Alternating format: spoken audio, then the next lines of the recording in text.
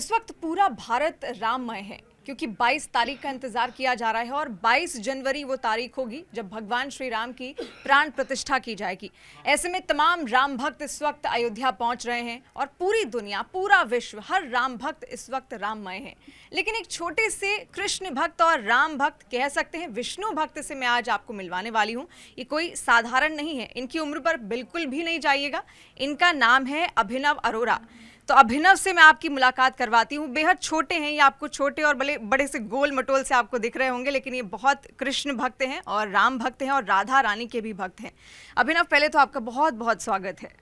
राधे राधे, सियावर रामचंद्र की जय। इतने छोटे से आप हैं, बहुत कम। आपकी उम्र कितनी होगी वैसे अभी? 9 वर्ष। तो केवल 9 वर्ष में अभिनव, इतना जो भक्ति ज्ञान है आपको कैसे अर्जित हुआ? क्योंकि आपकी उम्र में तो महज बच्चे शायद खिलौना खेलते हैं, वीडियो गेम्स खेलते हैं, कैसे? मुझे राधा रानी ने लगन लगा दी। जब मैं छोटा सा था, मैं अपने दादू जी की उंगली पकड़ देता था, मुझे मंदिर ले जाओ, और घंटों तक भगवान जी के आगे पूजा करता रहता था। मैं देखता था कि मंदिर में महिलाएं आ रही है, वह शिव जी को जल चढ़ा रही है, कृष्ण जी के आगे दीपक जला रही है। तब मैं केवल 3 से 4 वर्ष का था। तब मेरे आगे कृष्ण जी के लिए, राम जी के लिए प्रेम जागृत हुआ। तो आपको खिलौने वगैरह खेलना, वीडियो गेम्स खेलना बिल्कुल नहीं पसंद है? केवल राधा रानी और कृष्ण आस्था ही है आपकी? कृष्ण जी के अलावा कुछ भी सच नहीं है इस संसार में। केवल कृष्ण नाम ही पार ले जाएगा, केवल राधा नाम ही पार ले जाएगा, केवल राम नाम ही पार ले जाएगा।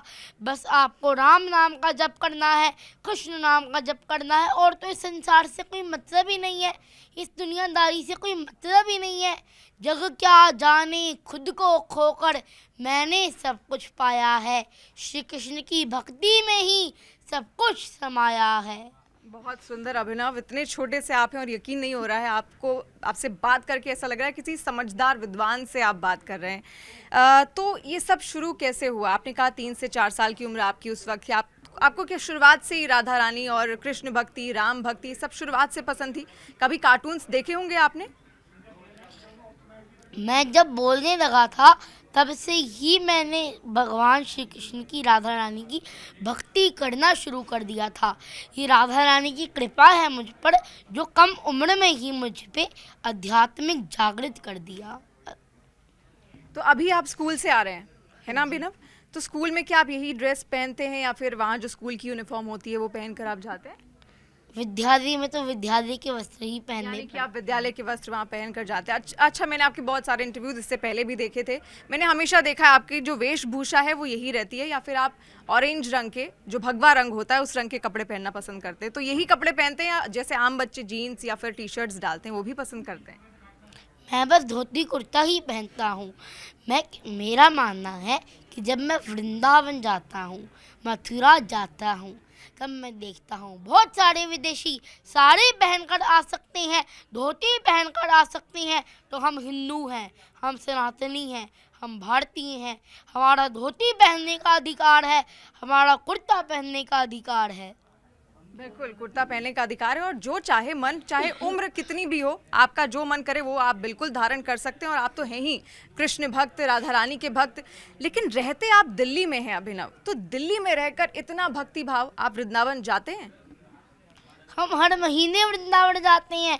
वृंदावन में जाकर तो ऐसा लगता है कि बस राधा रानी ने मुझे अपने पास बुला दिया। माँ के बिहारी राधा वल्लभ राधा रमन जी के दर्शन तो इतने प्यारे होते हैं कि मन मोह लेते हैं जी। वृंदावन धाम के कण कण में राधा नाम बसा है, और आज भी वहाँ पर प्रिया प्रीतम वास करते हैं। श्री राधा कृष्ण जी, माँ के बिहारी जी वास करते हैं। अरे वृंदावन धाम की महिमा तो ऐसी है, वहाँ पर ऋषि भी वहाँ की महिमा नहीं जान पाते, हम साधारण मानव है। मेरा वृंदावन में आना जाना रहता है। यानी कि आप वहाँ बार बार जाया करते हैं। आपके बहुत सारे इंटरव्यूज़ और गौशाला भी आप वहाँ पर गए हैं, वो मैंने देखे हैं। एक इंटरव्यू में आपने इस बात का जिक्र किया है कि आप ठाकुर जी से बात करते हैं, जब आप राधे राधे बोलते हैं तो वो आपको जवाब देते हैं। क्या बात करते हैं, कैसे वो आपसे क्या चीज़ें पूछते हैं, आप उनसे क्या पूछते हैं? वो मेरे हर प्रश्नों का उत्तर देते हैं, वो मेरे भाई हैं। मैं उन्हीं को पहले खिलाता हूँ, भोजन खिलाता हूँ, उसके बाद मैं प्रसाद ग्रहण करता हूँ। मैं आपसे उन्हीं के साथ ही सोता हूँ, उन्हीं के साथ ही खेलता हूँ, उन्हीं को जगाता हूँ। यानी आपसे बातचीत करते हैं? ठाकुर जी आपसे बातचीत करते हैं? जी, वो मेरे भाई हैं, वो मेरे से बात करते हैं। वो मेरे बंधु, सखा, बहन, पिता, माता सब कुछ है वो मेरे। उनका नाम गोविंद है। आपके ठाकुर जी का नाम गोविंद है, ठीक है। आप कभी अयोध्या गए हैं? 22 जनवरी को प्राण प्रतिष्ठा होने वाली है, तो ऐसे में अयोध्या जाने की कुछ प्लानिंग है? इससे पहले गए हैं कभी अयोध्या? हम दीपावली पर अयोध्या गए थे। इस बार हर बार राम जी मेरे घर आते हैं दीपावली पर। इस बार दीपावली पर उन्होंने मुझे अपने घर बुलाया था। अयोध्या में जाकर तो ऐसा लगा कि बस मैं राम जी की नगरी आ गया। राम जी मेरे पास हैं और मैं उनके पास हूँ। अयोध्या का नज़ारा इतना सुंदर था, इतना सुंदर था, उसकी कोई सीमा ही नहीं थी। अभिनव आप और अब हम 22 जनवरी को प्रधानमंत्री श्री नरेंद्र मोदी जी श्री राम जी की प्राण प्रतिष्ठा करने जा रहे हैं, तब भी हम अयोध्या जाएंगे। तो आप देखिए वृंदावन भी ये गए हुए हैं क्योंकि कृष्ण भक्त हैं, राधा भक्त हैं, और आप अयोध्या भी गए हुए हैं। सुंदर कौन है ज्यादा, वृंदावन सुंदर है या फिर अयोध्या सुंदर है? सुंदर की बात करो तो दोनों ही सुंदर हैं। कृष्ण जी हमें सिखाते हैं कि कैसे प्रेम करना है, और राम जी हमें मर्यादा में रहना सिखाते हैं। कृष्ण जी छैल छबीले हैं और राम जी मर्यादा पुरुषोत्तम हैं। ये तो है, हर ईश से दोनों नगरी में ही जाकर ऐसा एहसास हो जाता है कि बस अब मैं प्रभु के धाम आ गया हूँ। यानी आपको अयोध्या जाना भी बहुत ज़्यादा पसंद है। वृंदावन के तो आप पुजारी हैं ही, वहाँ पर आप जाते रहते हैं। तो 22 तारीख को यानी कि आप जाएंगे वहाँ प्राण प्रतिष्ठा का जो कार्यक्रम होगा उसको लेकर। और आप राम भक्त हम आपको कहें या फिर कृष्ण भक्त आपको कहें या राधा भक्त आपको कहें, कौन सा भक्त? भक्ति में क्या इस तरीके का भेद होना चाहिए? बिल्कुल भी नहीं होना चाहिए। एक है राम जी, एक है कृष्ण जी, एक ही अवतार हैं कृष्ण जी और राम जी। और राम जी और कृष्ण जी एक हैं और राधा और कृष्ण भी एक हैं। भक्ति में कोई भेद नहीं है, सनातन में कोई भेद नहीं है। सनातन में कोई भेद नहीं है। ये ऐसा लग रहा है कि बहुत छोटी सी उम्र इनकी ज़रूर है, लेकिन जो इनका मस्तिष्क है बिल्कुल समझदार और किसी बूढ़े विद्वान की तरह ये बात करते हैं। अभिनव, आपसे बात करके तो बहुत अच्छा लग रहा है। क्या सीखा फिर आपने अब तक? आप 9 साल के हैं, भक्ति करते आए हैं भगवान श्री कृष्ण की। क्या सीखा उनके जीवन से अभी तक आपने? हमें रामायण से सीख मिलती है। मैं आपको रामायण की सीख बताता हूँ। आजकल माता पिता का सम्मान नहीं हो रहा, पहले के समय होता था।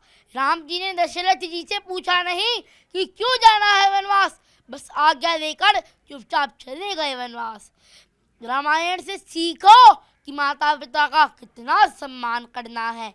आजकल बच्चे बड़े हो जाते हैं, बच्चे अपने माता पिता को वृद्धाश्रम में छोड़ देते हैं, ओल्ड एज होम्स में छोड़ देते हैं। लेकिन क्या है, यह है हमारी युवा पीढ़ी? और अगर यह हमारी युवा पीढ़ी तो ये आगे जाकर के कुछ भी नहीं कर सकती। इसको भी राम जी के जीवन में राम कथा से सीखना चाहिए। राम कथा को सुनना ही नहीं, रामायण को सुनना ही नहीं, उसको अपने जीवन में उतारना भी है। और श्री कृष्ण से आपने क्या कुछ सीखा? ये तो भगवान श्री राम की सीख आपने बताई, श्री कृष्ण के जीवन से क्या सीखा है अभिनव आपने? कृष्ण जी ऐसी लीलाएं करते हैं ना जी, सबका मन मोह लेते हैं। वो हमें प्रेम करना सिखाते हैं। मैं आपको कृष्ण जी की एक लीला सुनाता हूँ। एक बारी कृष्ण जी और राधा रानी श्री वृंदावन धाम निधिवन में रास रच रहे थे। जय श्री राधे, जय श्री कृष्णा। जब रास रचने के बाद वहाँ से जाने लगे, तब हमारी ठाकुरानी राधा रानी के चरण कमलों में रज लग जाती है।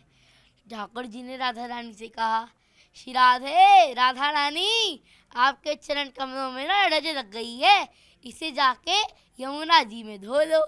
राधा रानी कहती है, नहीं ठाकुर जी ने फिर से कहा, राधा रानी इसको धो तो लो, आपके चरणों में, आपके चरण कमलों में रज लग गई है। राधा रानी कहती है नहीं। ठाकुर जी बोले, अरे क्या हुआ, क्यों नहीं धो रहे? राधा रानी ने कहा, जिसको मैं एक बार अपने चरणों में लगा देती हूँ उसका साथ कभी भी नहीं छोड़ती। तो ऐसे ही है हमारे राधा रानी, ऐसे ही हैं हमारे कृष्ण जी, जो किसी को एक बार अपने चरणों में लगा देती हैं ना, किसी को एक बार अपना बना देती हैं, उसका साथ कभी भी नहीं छोड़ते। और यही कारण है कि अभिनव के भी अब वो अपने हो चुके हैं और अभिनव भी उनको बिल्कुल नहीं छोड़ना चाहते। आपकी जो दिनचर्या है अभिनव, वो क्या है? क्योंकि मैंने देखा है आपका एक वीडियो, आप तुलसी जी की परिक्रमा कर रहे थे, सुबह सुबह आप तुलसा पाठ करते हैं? मैं सुबह 3:30 बजे ब्रह्म मुहूर्त में जग जाता हूँ। मैं स्नान करता हूँ, 4 बजे मैं माला जाप करना शुरू कर देता हूँ। 4 से 6, 6:30 बजे तक मैं 2 घंटे तो मुझे लग जाते हैं। मैं माला जाप करता हूँ, नाम जप करता हूँ। उसके बाद जब सूर्य उदय हो जाता है तब मैं तुलसी जी को जल चढ़ाता हूँ, उनकी परिक्रमा करता हूँ, उनकी सेवा करता हूँ। उसके बाद मैं अपने राधिका गोविंद जी को उठाता हूँ, उनको नहलाता हूँ, उनका स्नान कराता हूँ, फिर उनका श्रृंगार करता हूँ। जब मैं उनका श्रृंगार कर देता हूँ ना, तो मुझे श्रृंगार करके विश्वास ही नहीं होता कि मैंने कैसा श्रृंगार किया है। मैं उनको सुबह का भोग लगाता हूँ और फिर मैं अपने विद्यालय जाता हूँ। विद्यालय में जाते ही सारे मेरे को बोलते हैं, राधे राधे। मेरी अध्यापिका जी भी मेरे को बोलती है, राधे राधे। मेरा स्कूल में, विद्यालय में हर दिन अच्छे से अच्छा जाता है। उसके बाद जब मैं आ जाता हूँ तब मैं आकर अपने राधिका गोविंद जी के साथ अब मैं अपना समय व्यतीत करता हूँ, अपना टाइम स्पेंड करता हूँ। अभिनव तो और अपने कान्हा जी के साथ बातें करता हूँ। मैं अपने ग्रंथ पढ़ता हूँ, सनातन ग्रंथ पढ़ता हूँ, भागवतम पढ़ता हूँ, भगवत गीता पढ़ता हूँ, अपने माता पिता के चरण दबाता हूँ, उनकी सेवा करता हूँ। मैं तुलसी जी के आगे राधे राधे के भजन गाता हूँ। ऐसे ही पूरा दिन निकल जाता है। अब रात्रि हो जाती है, मैं रात्रि में दोबारा अपने माता पिता के चरण दबाकर राधा कृष्ण जी को प्रणाम कर कर शयन में आ जाता हूँ। फिर दोबारा मैं 3:30 बजे ब्रह्म मुहूर्त में जगता हूँ। तो किसी को यकीन होगा कि एक छोटे बच्चे की ये दिनचर्या रही है, उसको आपको ये चीजें किसी ने समझाई हैं, किसी ने बताई हैं माता पिता के जरिए कि ब्रह्म मुहूर्त में ही उठना चाहिए? और इसमें मैं अपना होमवर्क भी पूरा करता हूँ। मेरे मैया और पिताजी ने मेरे से शर्त रखी हुई है कि अगर अपने विद्यालय का काम पूरा करोगे तो हम आपको वृंदावन लेकर जाएंगे। तो इसमें मेरे को समय निकालकर अपने विद्यालय का काम भी पूरा करना पड़ता है। बिल्कुल, ये तो बहुत ही अच्छी बात है। और एक जगह मैं ये भी सुन रही थी कि आपको विद्यालय जाने का मन नहीं करता, आप चाहते हैं कि आपको गुरुकुल भेजा जाए। गुरुकुल क्यों नहीं जा रहे फिर आप? मुझे मैया नहीं भेजती गुरुकुल। मेरा मानना है एक स्कूल अच्छा डॉक्टर बना सकता है, अच्छा इंजीनियर बना सकता है, लेकिन ऐसा भगत थोड़ी बना सकता है जो आज गुरुकुल। जैसे कृष्ण जी अपनी मैया को मना लेते थे, आप अपनी मैया को नहीं मना पाए? मैया मान ही नहीं रही, कह रही है जब बड़े हो जाओगे तब भेजूंगी, अभी नहीं भेजूंगी। तो बड़े होकर जैसे बहुत सारे बच्चों के बहुत सारे सपने होते हैं और जब आपकी उम्र में वो होते हैं अभिनव, तो बहुत सारी चीज़ें सोचते हैं। कोई सोचता है मैं इंजीनियर बनूंगा, कोई आईएएस, कोई डॉक्टर। आप क्या बनना चाहते हैं? भक्ति भाव तो आपके अंदर इतना सब कुछ है जो आपको बहुत आगे बिल्कुल बेशक ले जाएगा, लेकिन क्या कोई अंदर इच्छा भी है कि ये बनना चाहता हूँ, या मम्मी पापा की कोई ऐसी इच्छा है? मुझे चिंता नहीं खुद की, उसे चिंता मेरी है। मेरे जीवन के रक्षक तो श्री कृष्ण मुरारी है। मैंने अपने जीवन की नैया तो कृष्ण जी के हाथों में छोड़ दी, राम जी के हाथों में छोड़ दी। वह जो भी करेंगे अच्छा ही करेंगे। और अगर आप मेरे से पूछो कि मैं क्या बनना चाहता हूँ, तो मैं ब्रजवासी बनना चाहता हूँ। मैं चाहे महल भी छोड़ दूंगा, लेकिन मैं ब्रज की कुटिया में रह लूँगा। राधा कृष्ण वही बसते हैं जहाँ प्रेम मन में हो। अरे मैं महल को भी छोड़ दूँ अगर छोटी सी कुटिया श्री धाम वृंदावन में हो। राधे राधे। बहुत छोटी उम्र है अभिनव की, लेकिन इतनी समझ हर चीज को लेकर, जो भक्ति भाव है उनके अंदर, वो किसी को भी मंत्रमुग्ध कर सकता है, आपको भी। अभिनव, बहुत सारी बातें आपके साथ की, एक भजन आपसे भगवान कृष्ण का या फिर राधा रानी का जरूर सुनना चाहेंगे।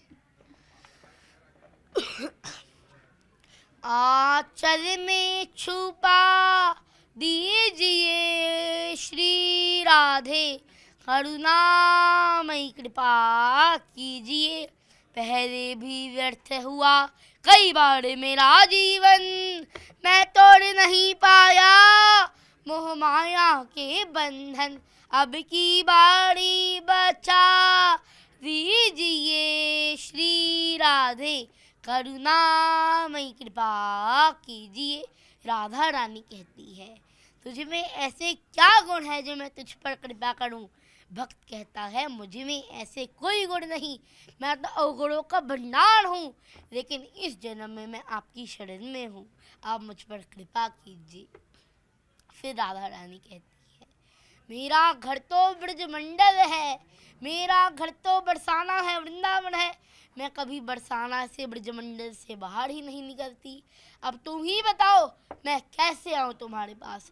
फिर भक्त ने बहुत ही सुंदर उत्तर दिया, पलकों के सिंहासन पर मैंने तुमको बिठाया है, इस मन के अंदर ही एक बरसाना बनाया है, इसमें आते रहा कीजिए श्री राधे, करुणामयी कृपा कीजिए। हरिदासी तो बगरी है, जगती है रातों में, तुम दिल पर मत देना बगरी की बातों को, सच्ची भक्ति का वर दीजिए, राधा रानी कृपा कीजिए, महारानी कृपा कीजिए। बहुत सुंदर अभिनव, बहुत सुंदर। और ये मात्र 9 साल के हैं, कृष्ण भक्त हैं, राम भक्त हैं, राधा भक्त हैं। इनकी दिनचर्या आपने सुन ली है, और आप और हमारी भी दिनचर्या क्या है ये भी हम बहुत अच्छे से जानते हैं। बहुत अच्छा लगा अभिनव आपके साथ बात करके, और आपने जो कुछ हमें सिखाया, जो संदेश दिया हमारे दर्शकों को। बहुत छोटे आप हैं, आपको नहीं पता आप कितने समझदार और विद्वान की तरफ बात करते हैं। आपकी वाणी भी बहुत ही मंत्रमुग्ध करने वाली है। बहुत सब मुझे राधा रानी ने ही सिखाया है। बहुत शुक्रिया। और राधा रानी और कृष्ण जी की कृपा आप पर हमेशा इसी तरीके से बने रहे, और आप बहुत अच्छा करें अपने भविष्य में, हमारी यही कामना रहेगी। बहुत शुक्रिया।